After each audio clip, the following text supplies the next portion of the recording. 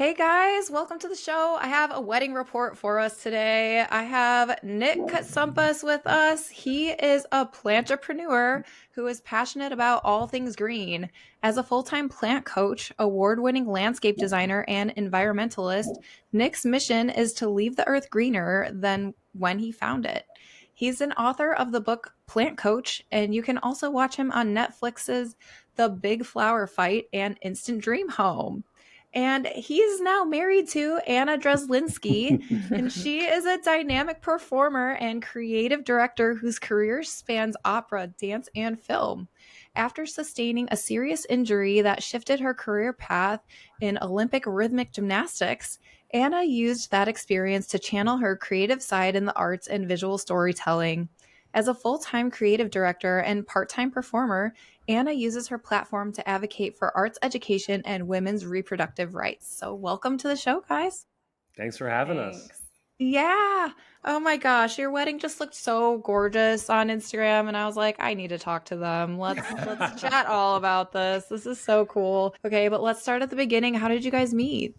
So we met out in LA, and being in this kind of content creator performance space, we had some mutual friends, and Anna was actually laying over and was on her way to Hawaii. And, she said, "Hey, I'm going to be in LA. I can extend my trip a bit. Would love to get together." So she was very, I don't want to say aggressive, but certainly, she knew what she wanted and made it happen in that way. Yeah, so basically we started kind of working together and, I helped him with a TED Talk and was coaching him through that. And then, we worked on his kids show together and just kind of fell in love through the process. So it was really cool. And then you guys quickly started dating after you met in LA and you lived there for a while, right? But now you're in Michigan, is that right? Yes, we bought a house out here, it's a dream house for us, given our interests. It's gorgeous. And Anna grew up 20 minutes away? Yeah. No way. Do you still have family out there? I do still have family out here. My parents live in the same house that I grew up in, which is really nice. So, cool. Yeah, we wanted to be somewhere near family. We're hoping to start a family ourselves, and having family involved was really important to us. And it's kind of hard because his parents still live in the house that he grew up in New York, and then obviously I'm out here, or my family's from Michigan. So we kind of had to look in both places and see where we kind of felt the most comfortable. And this place kind of pretty magically happened for us. And it's been quite the experience and the project. Getting married, going through the IVF process, having a wedding, all in the span of couple months. 6 months. My gosh. Wow. Yeah. So, okay, bring us to, when did you guys decide that you were going to get married and a proposal was on the way? Well, I was very out of the loop of what his timeline was. Yes. I had no idea what his timeline was, but She thought it was going to be, we were supposed to go to Greece together on one of these getaway vegan trips that I host. And that's cool. She goes, "Oh, you're definitely a travel proposer. It's happening then." But I was able to do it a bit earlier and surprise her and talk to some of her friends about the ring and all that. And it's funny, this whole process of buying a ring. I'm traditional in the sense of I want to be involved and pick out the ring myself. And I know friends who are we went together and she picked it out. And then, I wanted to try to have some element of surprise. So I picked out some three different styles that I liked. And funny story, because I talked with one of her friends about it. And she goes, "Oh yeah, that one that you loved, she's going to love that one. It's got a round stone, this and that." And then Anna came back from a trip and was like, "Oh, my friend just got engaged. Look at the ring. Looked very similar." I was like, "Wow, how beautiful is this?" She goes, "It's interesting. Stunning. It's absolutely stunning. I just can't do round stones." And I was like, I literally had swiped the credit card the day before. I called and was like, "Hey, is it possible to make a switch? We got to go oval." And we got oval. And we got oval. See the ring? Can I see it? Last minute change. Yeah. Oh my gosh. Oh yeah. Here's the ring.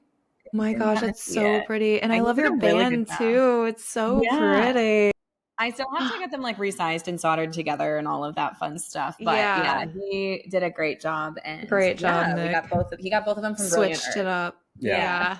Oh, Brilliant Earth. Yeah, that's so great. Yeah, and great for like what you guys do since you're so like environmentally friendly Absolutely. and Yeah. everything. Yeah, that's awesome. Was that like a big theme for you like throughout the wedding planning process was like sustainability?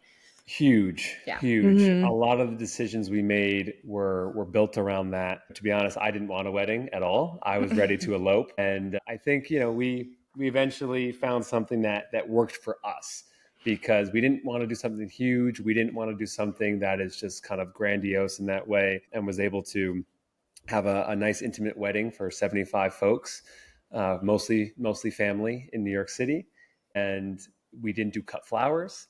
Mhm. We didn't have any meat at our wedding. It was fully plant based. And actually, there's a funny story about the food, which we'll get into later. Oh, But we didn't invite any of our billionaire friends who fly their private jets. So it was as I only have sustainable a as we lot of could those. get it. yeah, that's so cool. Oh my gosh. Okay. So we talked about the ring. Let's backtrack a little bit. I totally skipped over. Tell me about the proposal. So the proposal. Do you want to start here, or do you want me to Because it was start? supposed to be in Greece, right? Well, Yeah. you were thinking it She would have she been in thought it was. I Greece. let her think it was in Greece. Yeah. Okay, but it was more like a hometown thing. Yeah, so we actually earlier in the year had gone to Kauai, and while we were there, I as a creative director, I'm like always like filming content. I have like product on me all the time, and so I needed to kind of put a concept together for a client, and he A was wine like brand. a wine brand that's like a pretty nice wine brand, right? And so he was like, well, why don't I just like I'll help you with it, like I'll and we do help each other with work, so it wasn't that like odd for me to and he's like, well, you should also be in it too a little bit, which I am much more behind the camera talent. I'm not really the same. Yeah, anyway, I'm not Nick for any stretch of imagination. So we went to this like very remote beach area, and here we are setting up this like photo shoot sort of thing, and I really had no idea that it was coming. There was one moment during the trip that I said to him, like, the only way that you could surprise me at this point with, because he kept saying like, oh, I really want you to be surprised, whatever, and I was like, the only way you could surprise me is if you proposed here. And so anyway, we're on this beach, and he was acting kind of funky, and all of a sudden we're like sitting there, he's like setting up the tripod, and all of a sudden this guy, this random person, like comes out of the bushes. And when I say we're remote, we're like very remote area. Oh And my he gosh. comes directly to exactly like where we're at on the beach, and he strips naked. The 7-year-old man strips naked and decides to like get in the water. So Okay, I'm like, okay, we need to leave. We need to leave. Keep in mind It's a nude beach, the right? reason Yes, the it Right? reason is. why it was Okay. so secluded was because it's a nude beach. We But were close. we were close. Yeah, right, There's no right. one ever there. We've Yeah. been there a bunch of Mhm. times. There's no one ever there, and I'm like, okay, this is gonna be perfect, very private. He not only comes out naked and right next to us, he's got this whole stretch of beach. He's got this conch shell, and he's blowing on the conch shell Literally. and doing some like Like, water interpretive yeah. dance or something. No I'm like, oh my way. god, like this is like we have one more day. Like know. this is not I'm gonna have this to is not going to leave. happen. Fortunately, he exited. I was like, we should go, and he's like, let's just wait. Let's just wait. Yeah, Like, okay. it was Like this shoot terrifying. is not that important for the client. Like this is just a concept. Like it's fine. It can wait a couple days. Like I'm early. But yeah, then we eventually he left, and Nick got down on one knee, and I was very, very shocked. I would definitely say some people, timelines are different for engagements and for, relationships than others. But I knew really early on that Nick was my person, and he really like impacted, changed my life and my perspective on love, and brought out the best in me. And I just, there was so much that I could talk about of how transformative it was when I like met my person in Nick, right? But I wasn't really 1000% sure. Like we talked about getting married and all of these things, but I wasn't really sure like where he was at in the process at that moment. Like I really was not sure that he was that sure. So yeah, he got there. He got I guess there. he got there. I guess he got Yeah. there. Oh my gosh. So then it happened. So did you actually like set up for your wine photo shoot and then Yeah. Oh yeah. you Oh, like yeah. popped And the I sent question it to the after? client. Okay, cool. I said Yeah. I was like I didn't. Yeah, They were happy They were about that. they were laughing. They They were were happy. happy. Oh, yeah. They were like, "That's amazing." But yeah, That's so good. That is hilarious. I love that so much. yeah. Oh man. Okay, so you guys, do your engagement and everything. And from there, it kind of looked like you guys, you know, got married really before your wedding. And I saw some photos of that. So tell me Yeah. about your decision-making process with that. Well, in our society, right? So many things are tied to when you get married. Mhm. And from a legal perspective, we wanted to get married before the end of last year for taxes and healthcare purposes. Hey, it's a great And idea. it's a great idea, especially as a business owner. I don't have the best insurance that you can get, and she's got the 9-to-5 job, Right. stable and great benefits. So we knew we wanted to just kind of solidify that, and then not put so much pressure on the actual wedding planning. Because at the time that we actually got married, so we officially like signed our documents like late December of last year, like literally like 2 days before the new year. At that point, we actually had no wedding plans, like nothing had actually, like zero. There was no location figured out. We had we knew that we wanted to, but we were in a bunch of weddings last year and this year. It was just like, nothing felt right. When we kept looking, we kept trying here or there, it just like the location, the cost, everything just wasn't coming together. And it was hard with family being in two separate locations too, right? Like which family do you make travel, right? And that cost and everything that's acquired through that. So yeah, so we actually got married because we also were like, we don't really know when we're having our wedding, like when that actually is happening. So yeah, we definitely were a little bit last minute and when it all came together. Yes. But fortunately for us in New York, when we spend our time there, we're part of this private membership club, which is at a hotel right in Midtown at Park Terrace Hotel. It's called The Branch. It's amazing because we work on the road all the time. And especially when we're in New York a lot. And so having a place that we can go and work and be and keep our stuff, work out, shower if we need to. It's been really helpful for work. We've like huge. And then I asked them, I was like, hey, have y'all ever done a wedding here before? Like, oh, we really don't want to do special events, but like for you, like, let's talk about it. And cool. It's got so much greenery already. It overlooks Bryant Park and the New York Public Library, one of my favorite buildings in New York. And they came through and were like, hey, like, we can do this, and we're only going to charge you for, the drinks that you guys get. So that was very kind of them. And there was some chaos the day of the wedding. Not their fault. Not their fault, which we'll get into. Yeah.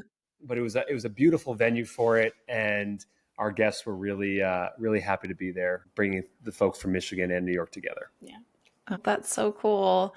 I love that. And that like just recently happened. So you guys did like the ceremony yourselves. It was like, I saw on Instagram, it was like in front of a fireplace, and you guys had like matching sweatsuits. Renovated home, like literally put the floors down the day before. Cute. It was right in the living room. Yeah. I love that. That's so cool and like so special, like a special moment just for the two of you to just be so cozy in your home, matching with your fireplace. Yes, so cool. And your mismatched socks. I was like, this is the best thing ever. So good. Yes. Okay. And then from there, how long was it until your 4 months. It called the Park House wedding? The branch at Park Terrace was 4 months later. Park Terrace. Okay. On the 5th of April. And I think late February was when we officially said that everything was a go with Park Terrace. Oh, cool. So at that point, it was the next day I went out and said, I need to see if I can get a dress, and was able to actually purchase a dress the next day off the rack, thank goodness, and get that in for, it takes forever with dresses.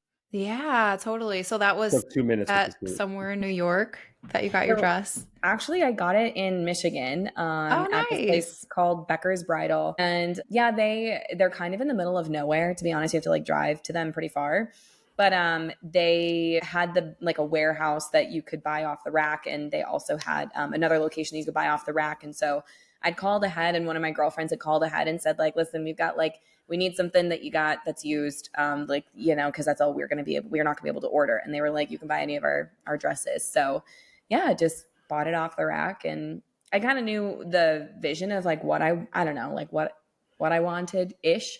And so there were like 2 styles in that they had. And so I was like, great, amazing. There are 2 styles to choose from. Cause when you have too many options, I feel like it's just harder to choose. Overwhelming. So yeah, kind of nice to like know that I only had 2 options. Yeah. It looked beautiful on you. It was kind of like, was it like a halter with like open back? It looked so pretty. So it had the sleeves, the fake sleeves, Oh but it was like yeah. strapless corseted. But then like, yeah, like the sleeves came up to here. So it kind of looked. And then I had a really long cathedral veil that had the same, like, I forget which of the Ritchie sisters had it, but like in her, it was like and it's been the first time that it's, I guess, been released. It like looks like dewdrops on it, or it looks like water drops on it. Pretty. And so that's like the veil was a cathedral veil with dewdrops on it, which water was pretty symbolic in our relationship. So And it poured. it Rained poured like crazy. That's right. It rained on your wedding.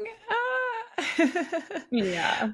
Oh my gosh, that's so good. Okay, so you got the dress, and then, I mean, you guys had like 2 months really until you were Between actually getting Six, married. So, 6 weeks like, to plan it. wow. Okay, so how did the invitation process go with your family? Because you had what, Text message. 27-ish text message. You're like, be The knot, here. This is right? the The knot did the time. text message. Yeah. Yeah. So Okay. like we built out the list and we said like, all right, like this is like our hard cutoff because we knew the location, we knew the guest size, like that had to be this. So we kind of had talked about like we had an A, B, and a C list of like depending on what location we had found, what we could accommodate or like kind of general sizes for weddings. And so from there, we put it into the knot. We like built out a website that night and then said like, this is when the ceremony is going to be. The rest of it's TBD. Check back in 3 weeks. Okay, so you're like, just get this on your calendar. It's happening this day. We'll send details Exactly. later. We didn't Get have it the on. after party. We didn't have food. We didn't have anything planned. We just knew that like this is We're gonna be the there. day. Yeah, okay, good. All right, so at least that gave them a little bit of time to plan. Yes, okay, and then I know you said, okay, so I guess the food, I feel like I saw something that happened with your food. So Yeah. like tell the Okay. story. So the week before the wedding, we find out that the hands-off protest is happening at the same time as our wedding. Oh And then we my find out that the gosh. gathering spot is the same location as our wedding. Bryant Park. It's Bryant Park. No. And Oh my gosh. to be clear, we are full support. We Yeah. love the protest. Like we ended up taking pictures with the protesters. Like it was great. Yes. But we warned our vendors in advance. We said, Yeah. hey, it's going to Mhm. be chaos. Yeah. Here are 3 different phone numbers that if you have any issues, give them a call. Yeah. And we'll We take care of called it. all the vendors. We made sure like everybody knew secondary plans, like just watch, like can you deliver it early? It's totally fine. Like, we went through all of those precautions to make sure that people had what they needed. And we get there. So we were a little bit late coming because it was bigger than we anticipated, the protest. So we were at our hotel. We were at one hotel at Central Park and we needed to get down to 40th, I think is what it's 40th, on. Yeah, yeah. 40th. And we realized that I think it was the F was not running at that Nope. point. So we had to go up and around to a different subway area. There were no cars. The city was gridlocks. We're like, all right, I guess we're taking a different no Uber, subway. no subway. We walked from Times Square Yes. in the rain Yes. to the venue Yes. through the protest. Yes. We protested with them. Wait, were you in your wedding outfit, like yeah. dress and everything We already? had Oh been my taking- god. So just to take a step back, we were supposed to do a full photo shoot at the New York Botanical Gardens. Yeah. But because of the rain, we ended up canceling that. And fortunately, we could shoot at one hotel because it's basically just a botanical garden inside a hotel anyway. Right, So we yeah, had it's beautiful there And our too, photographer, Shelby, who's a close friend of ours from Desert Pine Co., that's her business, was amazing. She was incredible. And then Cynthia, our videographer, was also just so accommodating for the craziness of the day. Yes. So we pull up with them at maybe like 2:30. A little entrance, let everyone get settled, have a drink, whatever. So, and the reception started at 2, or like the ceremony reception was in the same place. So the party started at 2. So and we're about a half hour food late. would start at 3. That's what's supposed to happen. Yeah. Okay, yeah. Ceremony 2:45, 3:00 dinner, Yeah. and then dessert and everything after that. So the dessert arrived. Great. Love that. And then my sister, who was in charge of coordinating things, she goes, "Oh, I just got a notification. The food is here. We'll go grab it." Awesome. No problem. Right. Gets to be, 2:45, 2:50, 3:00, 3:10. And I'm like, what's going on? They looked all over the place. No food to be found. Zero food at the wedding. We call. Turns out that the delivery guy saw the protest, said, no way I can get in there. And instead of calling and saying, hey, how can we arrange this? Just marked it as delivered and went home. Stop. That's not fair. I know. So Oh my what gosh. happened is our guests, they're now drinking for an hour and a half. Right. They're like, we need a little something here. Yeah. Yeah. Yeah. And Yeah. so then we had to get on the microphone and be like, hey, everyone, we're going to be serving dessert because there is no Oh food. gosh. I'm Do we have so dessert? sorry. Is it That's dessert? We had terrible. dessert. Yeah. Chef Chloe, one of my favorite humans on the planet, made the best vegan desserts, had some gluten-free options and nut-free banana as Cool. well. She is my favorite person. And It was all delivered totally fine. second favorite person. My favorite chef. All right. You're like, And I'm number one. yeah, if we didn't have dessert, everyone would have been Oh my gosh. starving. We would have, Totally. Yeah. Oh my gosh. That is wild. Well, I'm glad at least you had your dessert and your drinks and everything, and it makes for a fun story. I'm sure at the time you were just like, oh no. Yeah. But less fun in the moment, fun in retrospect. No one will ever forget the wedding. Yeah, totally. Oh my gosh. All right. So walk us through, I guess, your ceremony. What was it like? I mean, I guess you guys had just like come from running together in the rain through the protest and then was just like, ta-da, we're here walking down the aisle. Like, or yeah. So my grandfather was a judge in the state of Connecticut for many, many years. Wow. And he, being a judge, has married countless people, friends, colleagues, you name it. And I had been asked to officiate weddings for my friends in the past, and he had sent me his copies of his old speeches, and I've done now 4 weddings based off of his kind of guidance in that way. And so he is someone who's very close to me and has. They email we email all the time, and we talk frequently. He's like another dad to me. And I asked Anna, I was like, hey, do you feel okay if we're not doing like a full-on ceremony, but we'll just run through it for everybody, do it again? And she said, oh, absolutely, no problem. And he's 91 years old. Wow. So he came prepared. He had his binder. He wrote some entirely new things, quoting prophets from I forget where, but like he was on the ball, and it was just very, very special for us to have that moment and share that moment. We did our vows privately in That's cool. one hotel. Yeah. And I those love vows that. were quite good. They were quite good. Not that it's a competition. Not that it's better than mine. They were quite good. You're like, wow, okay. Yeah. So that was fantastic. And then we had a couple of our friends speak, and his father spoke, and that was very meaningful and touching to us. So it all went off smoothly in that regard, but everything else was just chaos around it. Yeah. Was that portion of it outside, or did you guys have your ceremony? Inside? We had to. It was at that point with the rain. Yeah, we called it pretty early in the week of everything that we had planned to be outside, which was a lot, had to be done inside.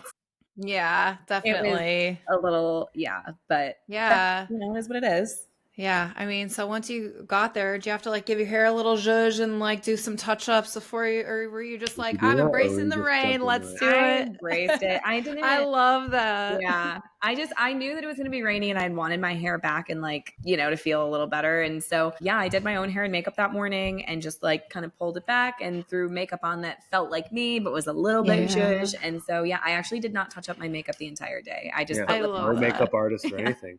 That's so good. I love that. You guys like did it your way, and it just like, even with the rain, even with the food happening, it's like, it's still like your day and your special moments that happened, which was so great.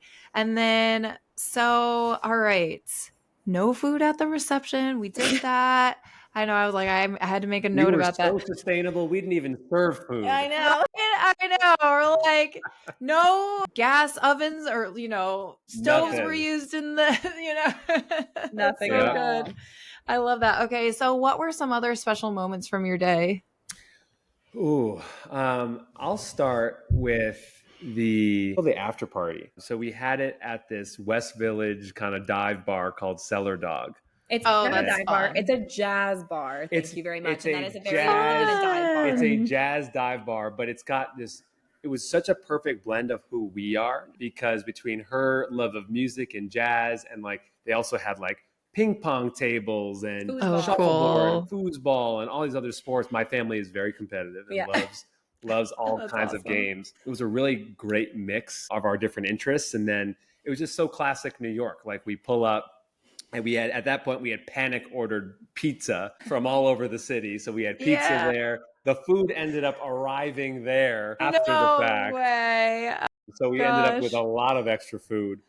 But it was just Yeah. so fun and casual to be able to hang out with our friends and have that moment that really was emblematic of some of the things that we love. Yeah. Yeah. And I think it was really special. So Nick's grandmother, his biological grandmother actually on his mom's side passed away when he was very young. And one of the things that we were able to do through the day to kind of carry her with us is we each, his mom, himself and his sister and myself all actually wore a piece of her jewelry or like That's a right. pendant.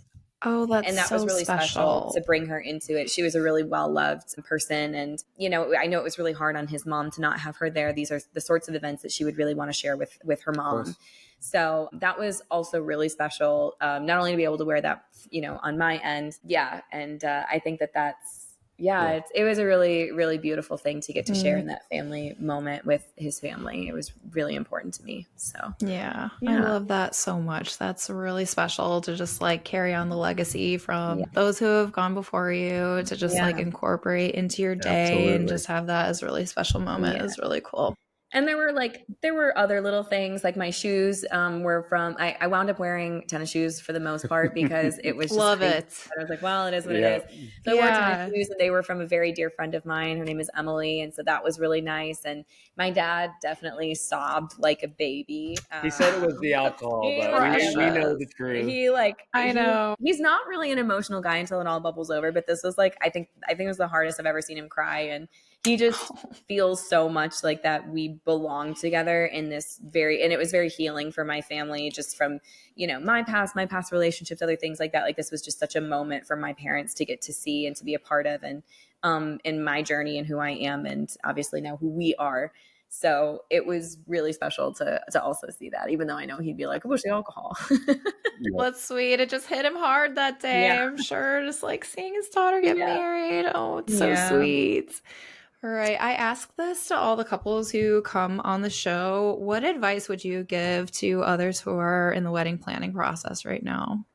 You want me to go first? Go for it. Do not compromise your own values for what your family may want. I think that is the biggest source of stress. It's the biggest source of fighting, you see. And the fact that a wedding is so often, you know, it's not about everyone else, but it becomes about, so and so needs this and so and so needs this, and there's so much drama attached to it. We've been at some recent weddings where there was a lot of issues and chaos, and you don't want this such a special moment to be marred by any family conflict or anything like that. So it certainly helps when you pay for it yourself. It Right. makes it Yeah, makes it a that's lot easier because true. you don't feel beholden to those other family members who feel like they have decision making power. Then, but if you stay true to those values, I think people will, the day of, look past any complaints or issues that they may have and just appreciate the moment for what it is. Mhm. Yeah, Very that's a well good. said. Yeah.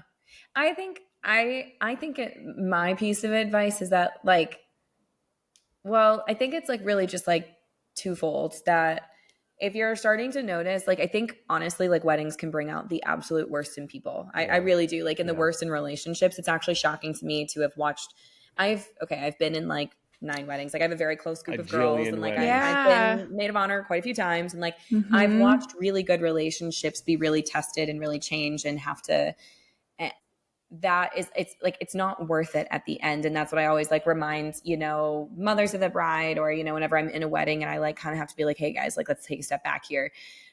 Is that I think so many people feel that because of the cost that's associated and everybody kind of builds up this day. It's like, it's honestly just not worth it at the end of the day. It's supposed to be a celebration. It's supposed to be a celebration of both families and it's supposed to be about this couple. And there's ways that you can honor other people through that process. But at the end of the day, it's like so not worth it for one day. Right. And some people might Hmm. disagree with that. But for me, I'm like, we've got our whole lives ahead of us. We've got a house. We're hoping for a baby. Like there's, family things that we're going to want to go to, family vacations that we would want to go on that will never measure up to one singular day and yeah, I don't know. I think like ultimately, I think, yeah, that's what I would say is like, it's just not worth it. If you notice that there's these massive red flags that start coming up during your wedding, you should really stop and consider those things because it's not worth it in the end if those things are going to continue or, you know, you just got to really like keep your eyes open. It's all information, and it's okay that it's not perfect. You know, it's Mm-hmm. not worth it for it to be perfect if it puts other things in jeopardy. So, Mm-hmm. 100%. Yeah. It's like you don't want to burn bridges or like have, a big rift in a really special relationship that you have with someone in your family or a friend just like yeah, over one day of your wedding. It's not worth it, like you said. So, yeah. totally. Great advice. Great advice. That's awesome. Yeah.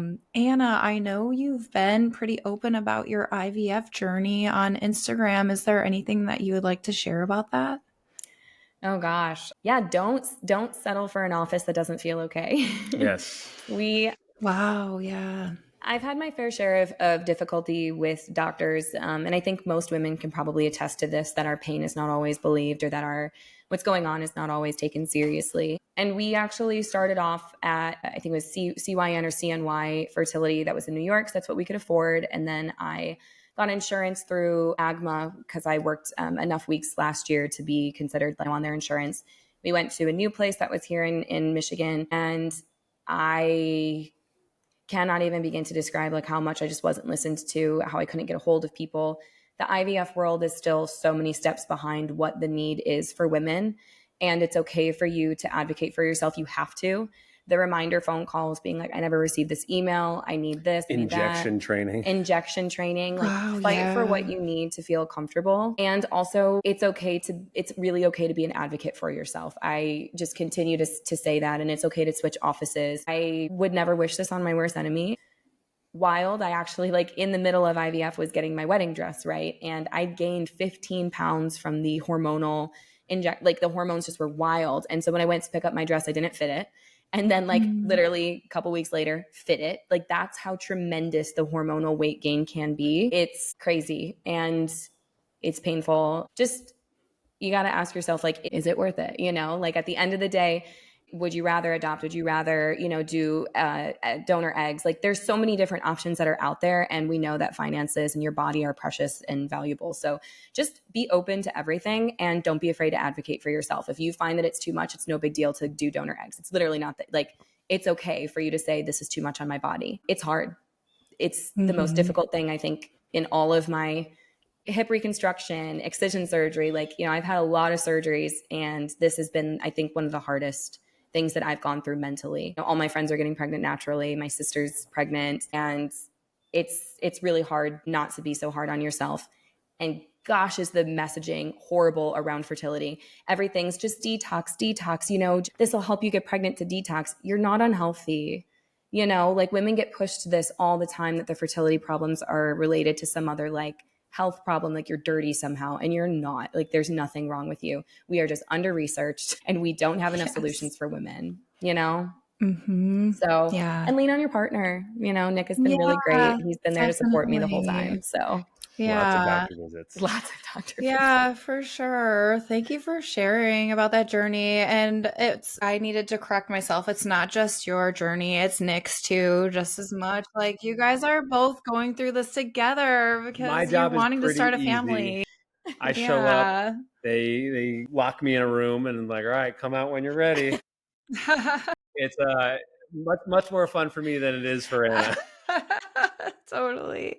What's the name of that stand-up about? Oh, Andrew Schultz does Andrew, a stand-up great about stand-up. IVF. Okay, I'll have to watch that. It's honestly hysterical. It'll make you cry. It'll make you laugh. And it's 100% true, like all of it. So, oh, that's so good. I'll have to link that in the show notes so everyone can watch it. Yeah, it's good. Oh, that's so good. That's awesome. I would like to backtrack a little bit and maybe just ask you guys a little bit about your career. Like, you're a rhythmic gymnast? Yeah. My daughter is a gymnast right now and doing competitive gymnastics, so I'm like all ears. I'm like, Yep. tell me all the things. Yeah. I started out doing artistic gymnastics first, and my mom didn't like that I looked like a little bodybuilder. I build muscle really quick. So then I did ballet, and I was a little bit bored with that. And then, there was randomly a gym here in Michigan that was offering, these classes. And so I started rhythmic gymnastics, and I was on the junior Olympic team and won bronze. Cool. And that was really fun. And was scheduled and hoping, like, we were right at the brink of getting to, scheduling the 2012 Olympics when I was injured. Yeah, my journey with gymnastics was, I loved it so much. And if I could still be doing it today, I would. But obviously, like my body, with the injury, couldn't handle it. But yeah, gymnastics was my first love, 1000%. And I loved that sport so much. That's so cool. That's awesome. Yeah. And it is so hard on your body. I mean, I can already tell with my 9-year-old. It's like she's doing 9 hours a week, and it's like It's a she's already lot. got abs and like doing all this conditioning and stuff. And I'm like, this is crazy. Just like all the training that goes into this sport. So yeah. And the mental, the having to be really Definitely. disciplined, like, oh my gosh. yeah. And yeah, getting out of your head and perform, like, it's incredible. But then Kudos to that performance then led you to your theater performance.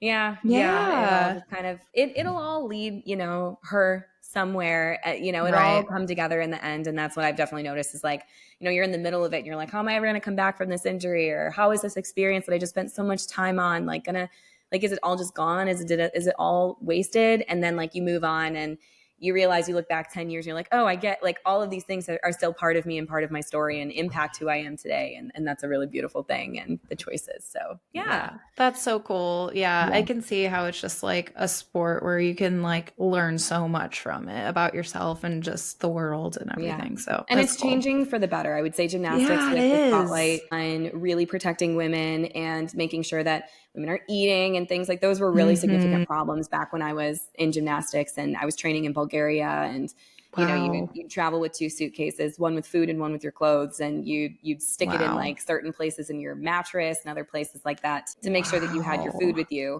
Or like one time we went out to eat and we all ordered without our coaches, and we ordered chicken tenders. And this was like, gosh, way back in the day. And then our coaches showed up and we like had to figure out how to tell the kitchen not to bring them change them to salads. Hey.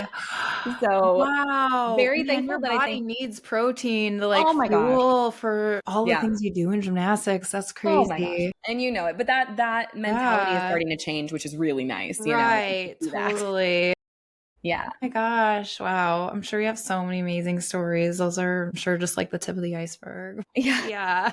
And Nick, tell us more about how you got into plants and on a Netflix show and all the things that you're doing. Yeah, I mean, it's been a wild journey here, but I started in corporate America working in sales and was working for IBM and a bunch of other tech startups. And all the while I was living at home in New York, saving up money, paying back my student loans. And my mom said if I was going to live here or at home rent free, I had to do something around the house. So she suggested I start a garden because I loved food. I loved being outside. I knew nothing about plants. And from the moment you put that first tomato in the ground and you literally taste the fruits of your labor, it was just game-changing moment for me. That's cool. And from there started expanding the garden, growing all these different types of fruits and vegetables, moved to New York City, freaked out, no more garden, started collecting houseplants, built an Instagram. And it was around that time that a lot of casting directors and producers were recruiting via Instagram for the first time and finding early stage creators. And I had an opportunity to shoot as a contestant on the Big Flower Fight, which was like a garden sculpture competition show. Yeah. Did not do so well on that, but we gave it the college try, and I quit my job to do it. Wow. And everyone thought I was crazy. I'm like, listen, like I think this is going to pay off in other ways. The show comes out during the pandemic. Plants go crazy with the pandemic, everyone being home. Yeah. Good timing starts for to grow. With that. Get another call. Hey, we've got this other show, Instant Dream Home, we want you to audition for as a host. And it all kind of fell into place from there. So now we run a landscaping business on both coasts and here in the Midwest. We've got this home that we're renovating in this greenhouse where we're currently filming. And it's been exciting to share this journey and do so in a way that is very authentic to the things that we care about, be it, healthy food, environmentalism, and everything that comes with it that's plant adjacent. So Yeah. we've been really grateful for this, and Anna is tremendously helpful as the behind the scenes camera woman and sounding board for a lot of this. So it's been a really, really fun process. We're a good team of like on camera, off camera collaboration here. Like I'm very much more like, but actually funny story. I followed Nick way before we ever met up because of houseplants. Yeah. I watched the big flower fight during the pandemic, and my girlfriends and I actually, because, you know, you were outside at this point, and we did Flower Fridays based on the show, and like then sent them to, you know, like first responders or whatever, like people who were struggling, and like gave them to people. But we did Flower Fridays outside together based on the show. And I followed him for tips way back then. And then to like meet up way later was just, I mean, just so weird and serendipitous and crazy. It's bizarre. Really bizarre. Oh my gosh, that's wild. And you have a kids show too, right? Yeah, I got a YouTube kid show called Farmer Nick Jr. where I act like a complete buffoon and dress up as a plant, and just all in the sake of educating kids about, you know, how to grow, do these different projects. And I think it's especially important for young boys to have role models in this space because, you know, at somewhere along the line in this boyhood, we lose that sense of nurturing and we lose that sense of empathy and compassion for nature. Those become things that girls and women do. So if there's any young boys out there who watch this show and say, oh, you know, I can be masculine and play sports and do all this other stuff, but also care about the flowers in my garden, that is the main goal here. I love that so much. I'm going to have to show it to my kids. They'll love that. Oh, this was so good. Do you guys want to give any shout outs for like new projects that you have going on or any new shows coming out? Well, season 3 of Farmer Nick Jr. is getting ready to be filmed here in the greenhouse. Yes. Great. So that will be out very soon. And then, maybe working on second book. We're working on that. Ooh, so cool. Stay tuned for some details there. But overall, we're just so focused on the home renovations and getting as much content out so that people can follow along in the process and learn how they can build their own little green oasis. Yeah. That's so cool. Maybe. Oh, yes, I can see it all happening. That would be awesome. Yeah. Cool. Well, thank you guys so much for coming on and sharing your story. It was like laughs, tears, like all the range of emotions, and, you know, just like sharing your heartfelt stories and everything that you're going through was really cool. And I think a lot of people will get a lot out of this episode. So thank you guys for coming on. Well, thanks for having us. Yeah. All right. Have a good one. Bye, guys. There you have it. Another episode of the Wedding Reporter podcast. To see those gorgeous wedding and engagement photos, head over to NashvilleBrideGuide.com for more behind the scenes content. And if you like this episode, I would so appreciate it if you would rate and subscribe the show. See you next time for another great episode.